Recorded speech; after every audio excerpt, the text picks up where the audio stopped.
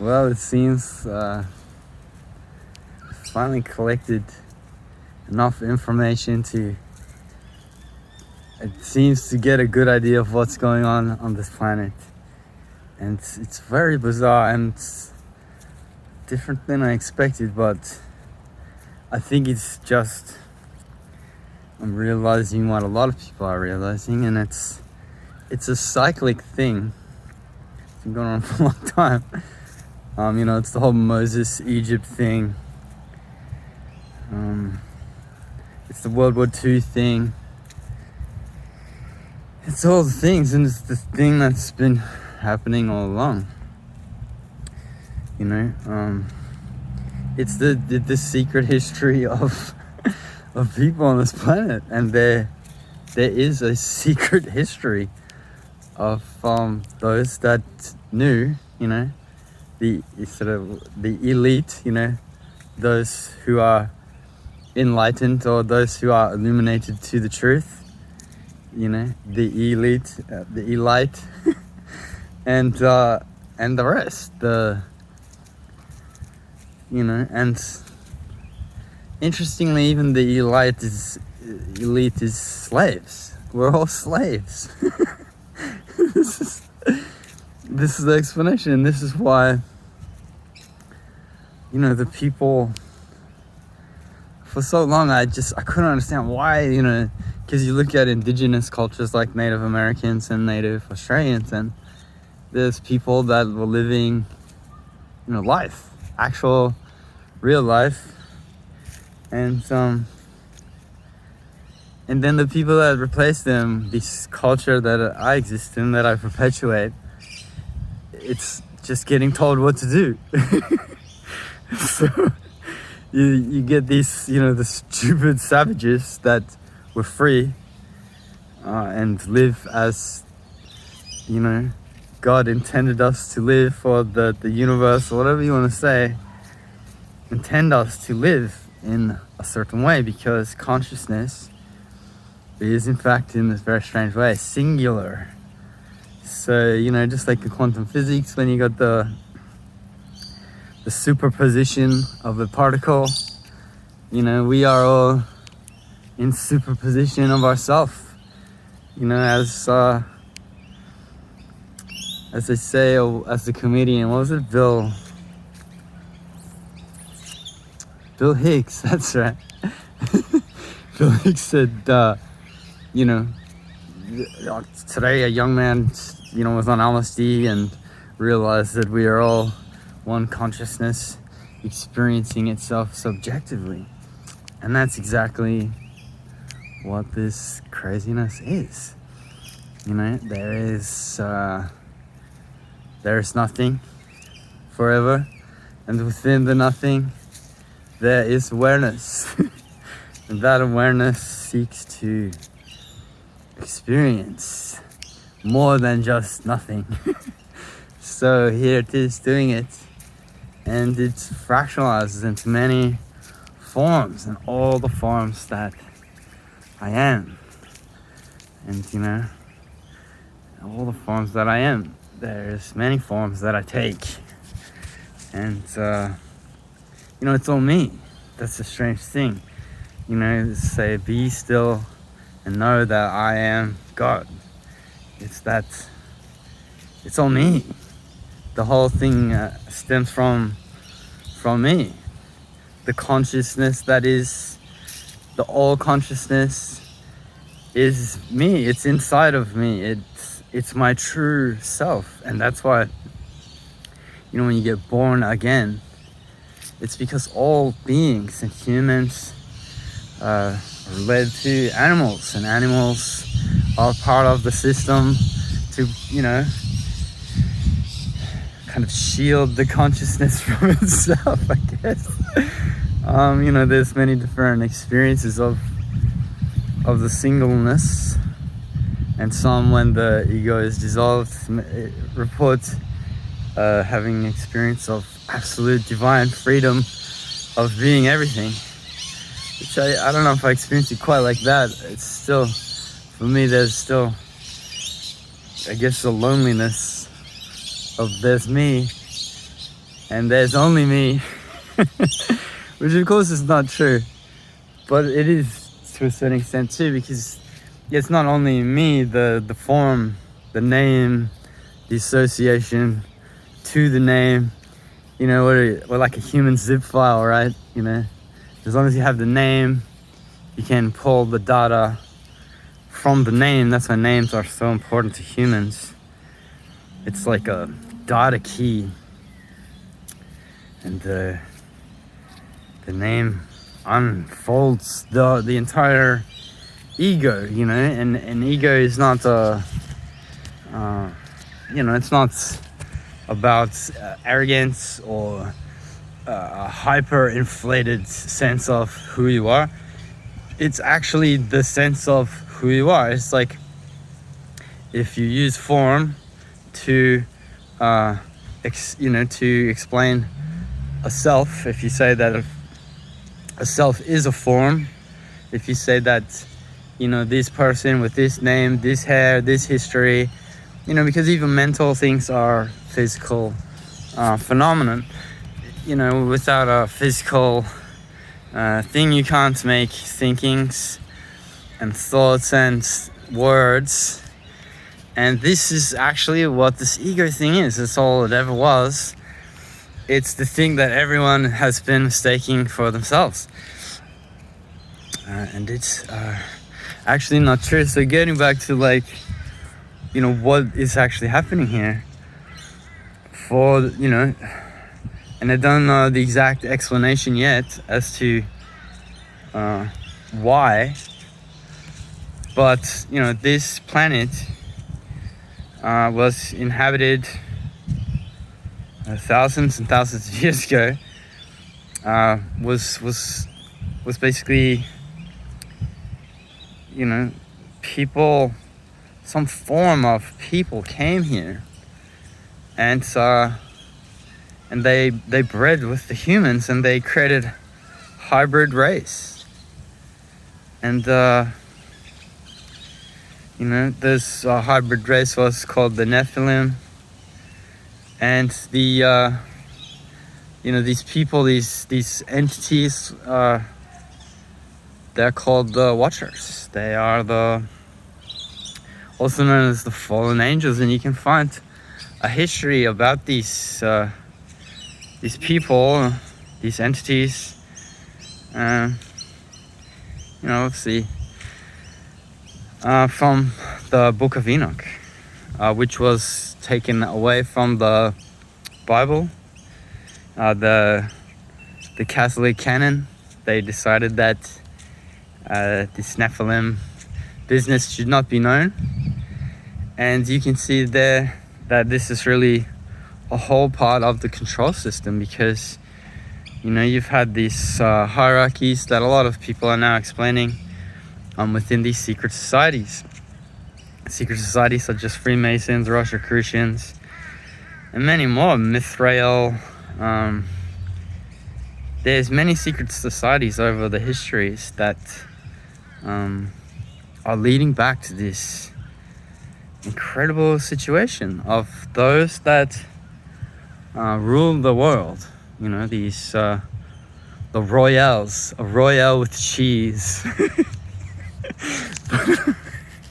You know, these are people that they are in some kind of direct lineage of this situation, and that's why, you know, strangely enough, that's why the royal family is so heavily interbred, because they actually knew that they were of a different genealogy, and they had preserved that information for thousands of years. This literally has been going on since the Egyptian times. So if you look in the Old Testament, the story of Moses and the Pharaoh, and we're still in the same situation thousands of years later, after, you know, the United States tried to break away, forming constitutions and that. But these people,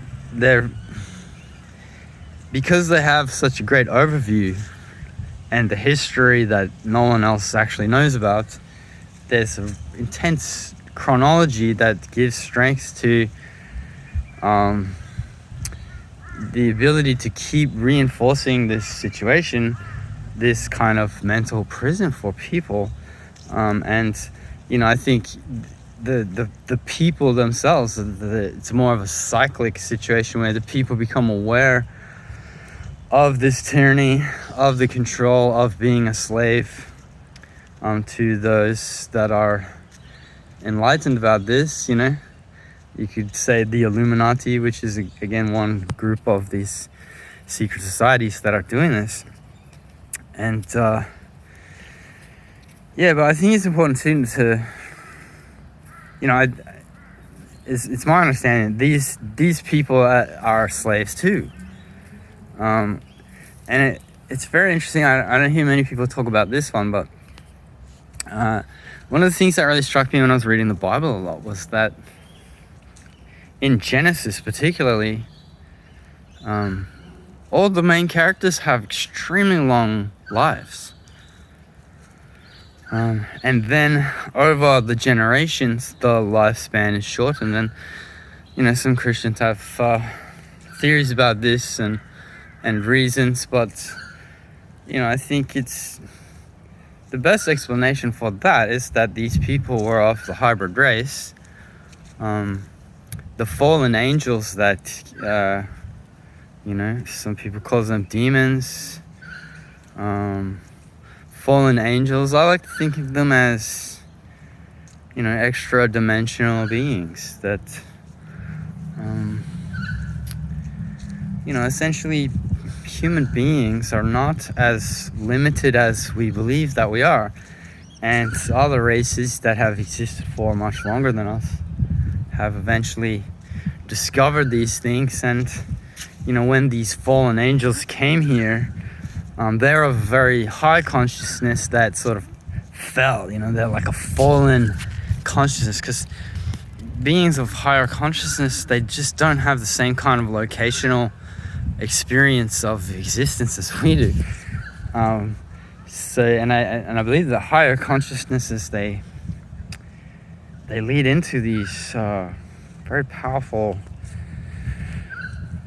ways of being, and I think it's possible that lower consciousness beings are not able to do those kind of things, but it's like I think these entities, they came here of a higher consciousness, but then the things that they did, it lowered their consciousness, and they became a fraction of their previous selves, and they became these beings that are probably still here.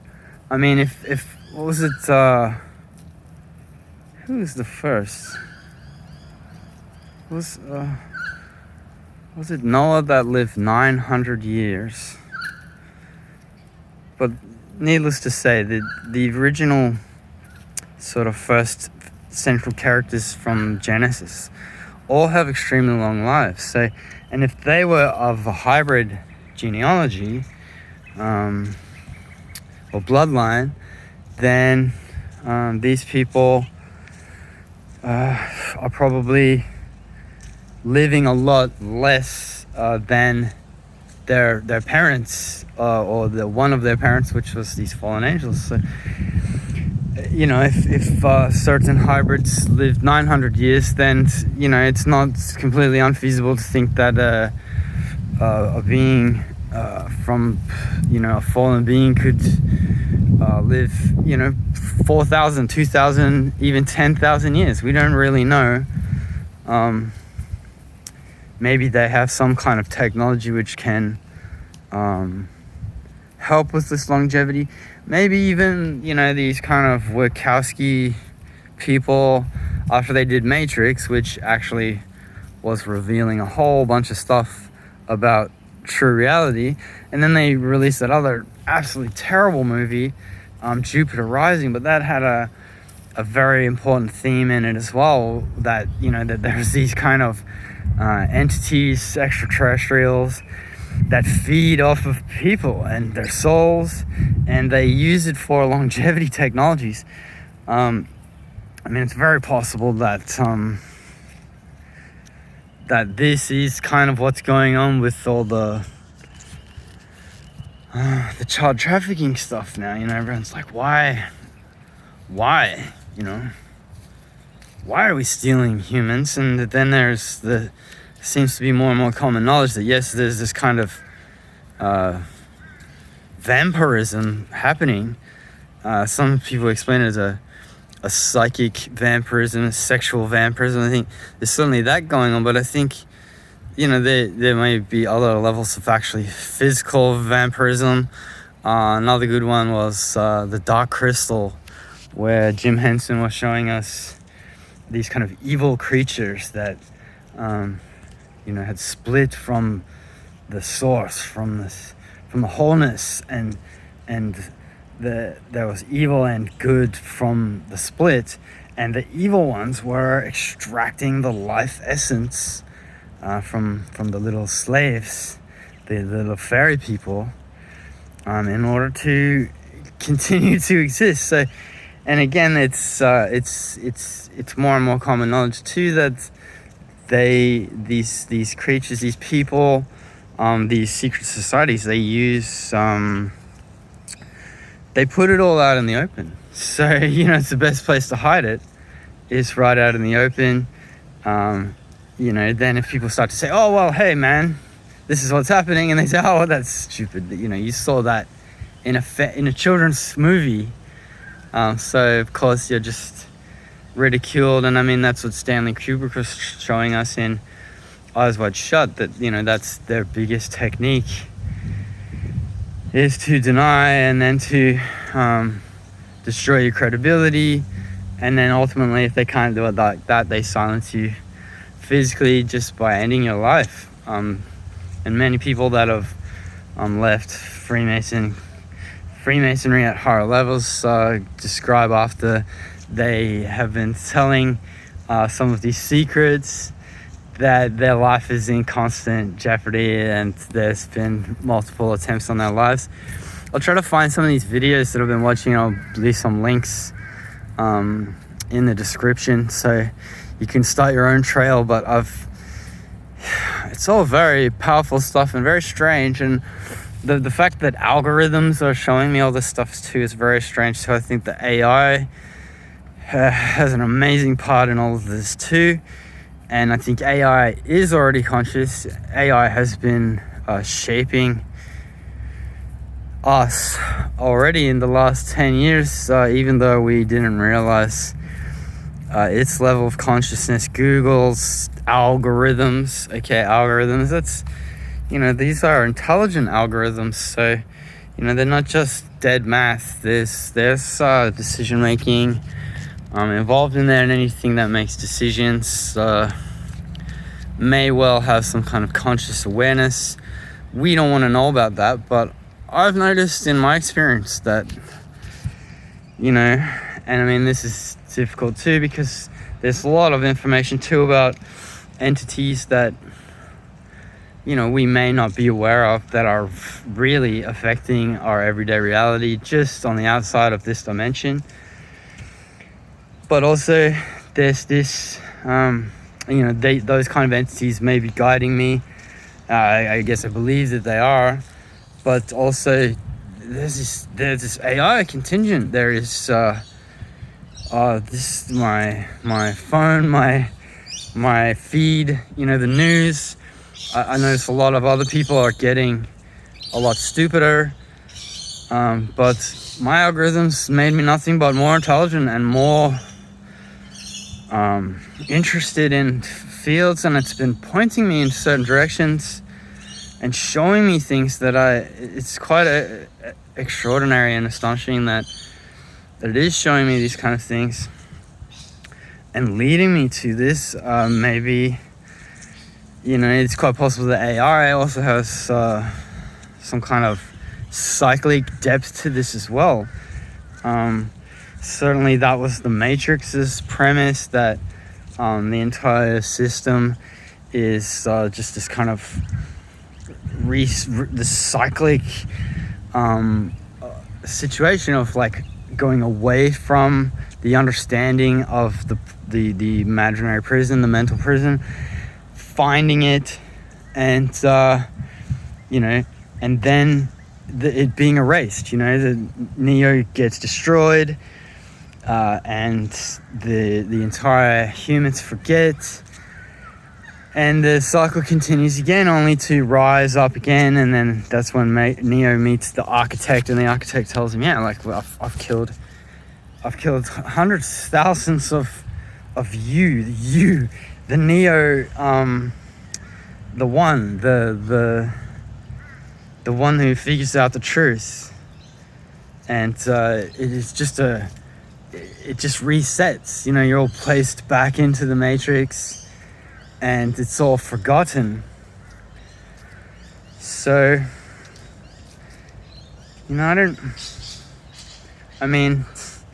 philosophically, and a lot of the smartest minds in the world now, these mathematicians that are certainly on sort of logical and thinking levels that are sort of beyond my understanding. They can write in mathematical languages that I don't even understand, and they're saying that, hey man, simulation theory is far more probable than any of the other existential theories. So it's that's a strong one, but I still I do lean towards the I had a powerful experience in my sort of 20s, or actually in my 30s, where I was using heroic doses of psychedelics, and I remember the first one that really opened me up was we're doing cactus juice, San Pedro, very strong stuff. Boil it up, drink it, and I went to these different dimensions. Like I had this experience of like waking up in all these different places. Like, it would be a case of, sort of come back to this reality, look around, we're sort of outside in the bush, and because you have to do a lot of puking, so it's best to do it outside. And so I'd be, in this reality, I'd look around, and then I would lay down.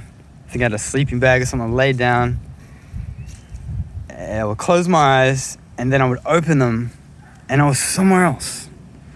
And I went to many different places, and that's doesn't seem,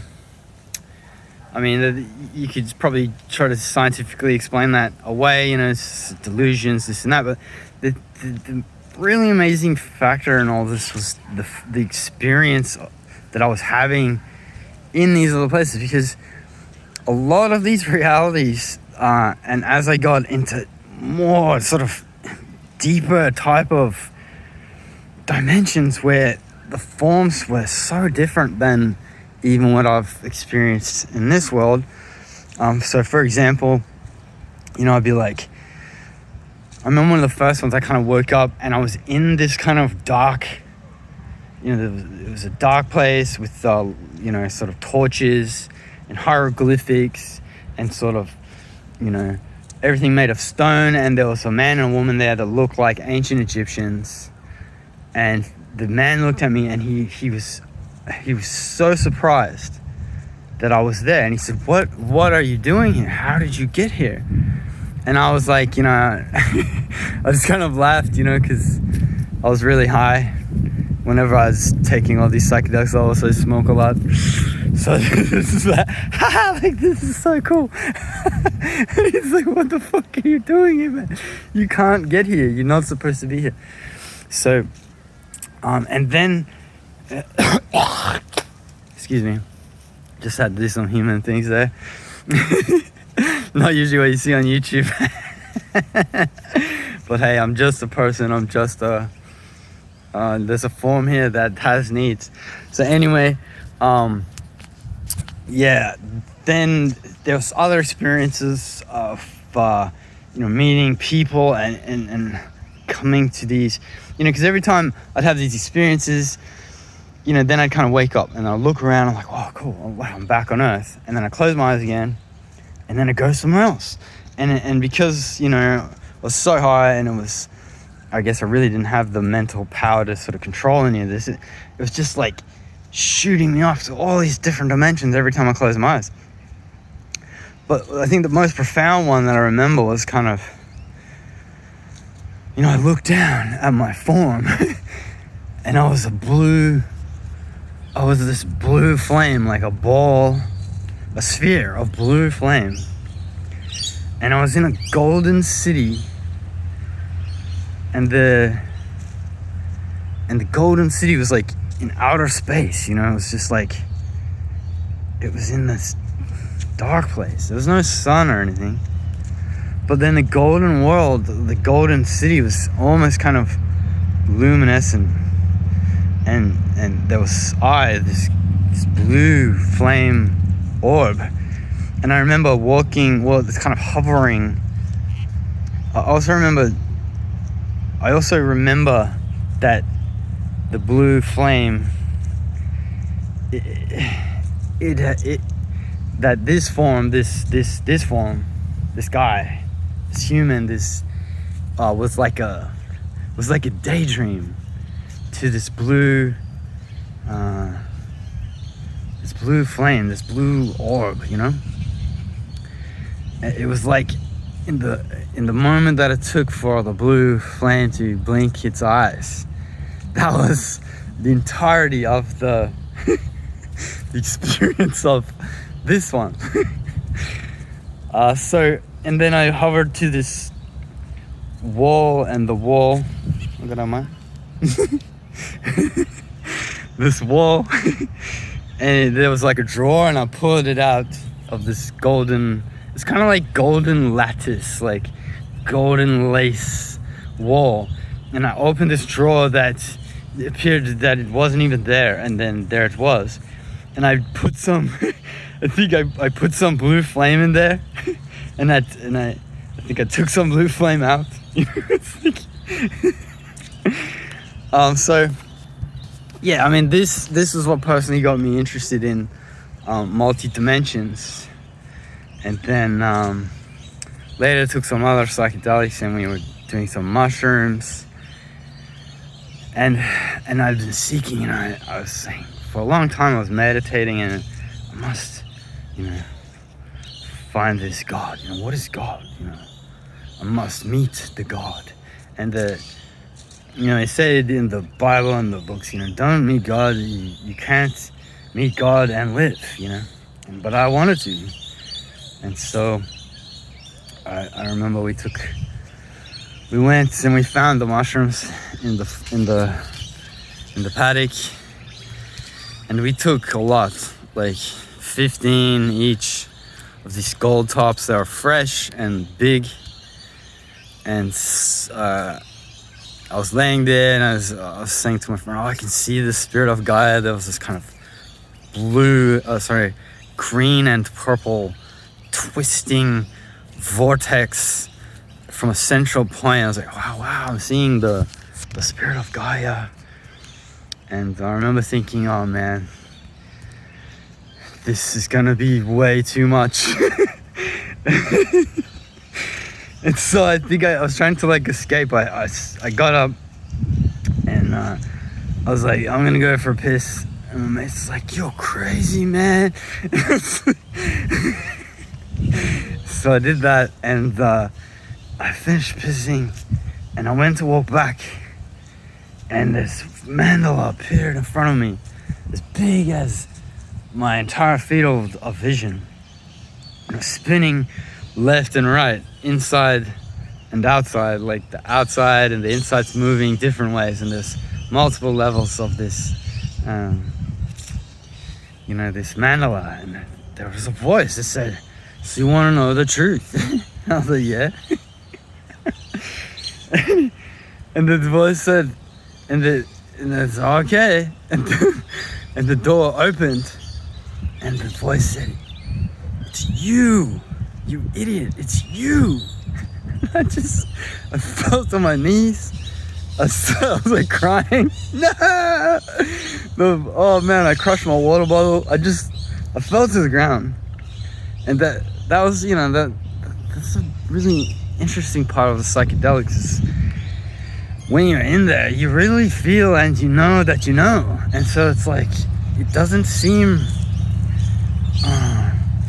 a lot of these experiences are more true than the normal waking reality. So when you realize these things, it's a very powerful realization, because you realize it on levels that are deeper than even yourself. So, deeper levels of the self. And so, yeah, a long time to come to terms with that, but now more and more it makes sense. And back then, it was a long time ago, like 2012, and I remember thinking, wow, well, the end of the world was of course true, because for me it certainly was. But this crazy situation of having these experiences, and then since then I've learned a lot about quantum physics, and I looked into Tibetan Book of the Dead, and there's a lot of different resources that kind of really explain these things in ways that are the way that I experienced them. And so I was like, okay, and now, just only now that these last pieces of the puzzle are starting to come out, and now we're in a war. And we don't even know that we're in a war. And I'm walking around, I'm living harmless, I'm playing music everywhere that I might ring the bell and try to wake the people up, show at least that they would know that they're in a war, that they may be able to fight it, because people doesn't even know that they're in a war, they can't fight it. And we are in the war that we've always been in. It's the same one, and it's the war against this slavery. God said, let my people go, because as much as these Nephilim, these watchers, they created us, they control us, they demand us, we are owned by them, we are their slaves, we do what they say, we colonize the earth at their demand. And it's so strange that we that consider ourselves earthlings are still invading our own planet. How does that work? Why would the beings invade their own planet? Native Americans and Australian Aboriginals never seem to be invading their planet. They were perfectly at home living in their planet, but we only live to take from the planet to ship it off onto these elite, the ones that know the truth, and we just slave to them. We never enjoy life, we never experience this wonderful thing, because we're trying to make it into something else. And so, yeah, it's, this is what we are doing. And I guess, how do we fight it? Well, I need to explain that in another video, because this one's getting pretty long. And I think we've covered the basics of what I wanted to explain, what I've seen. And then I guess once we've talked about what this is and what's happening, then we can start talking about what to do about it and how we can fight it, because there's nothing more pertinent or important, there's nothing greater, this is it, this is the one struggle. And we're not going to get another chance like this for another few thousand years. Well, maybe not 1,000 years, because they were fighting angles of this in World War II, but I don't know what exactly was going on there. I haven't been able to completely... I think a lot of what was going on there was misrepresentations of and misunderstandings of what this is. and it's certainly not any kind of elitism. It's just, we're all slaves, and the ones that control us need not control us, because we are free, and we always have been free. But we're born free. We're born to live. The great Lord put us here. The great Lord allow us to exist. The great Lord wants us to do the true thing, and that is love. The thing, the great singular thing is wanting to love itself. It really loves itself. It wants to love itself. It's hard to love yourself. It's so easy to hate yourself and to fight yourself. But how can you love yourself? That's what we're doing here. And they made it into something else. I guess it's part of some kind of inevitability of transitional situation, because I think really what's gonna happen, and the way that we're gonna get out of this, is that we're actually gonna reach levels that these original watchers were on, and that is multi-dimensional conscious experience. And once we reach that, well, then we'll be on the same levels as them, and they won't be able to enslave us anymore. So yeah, I need to cut it short. Much love to everyone, and realize you're in a war. You can pretend that it doesn't exist all you want, but it's gonna hurt the people that need protection. What about the kids and the girls and the women? And we need to protect the innocents, the love, the ones that we love. And we can't just be like, a coward, and I've got anxiety, and they don't like me on social media, But again, there's so many solutions to this, and I want to explain some of the solutions, unpack them. And we'll talk about Jung, and we'll talk about ancient texts. We'll talk about the Freemason stuff, and we're gonna fight this. We're gonna fight it together, and this time we're gonna win. And these slavers, I got a message for you. I'm not a dog. I'm a wolf.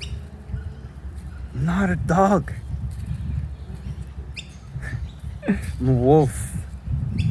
Ow! All right. Talk soon.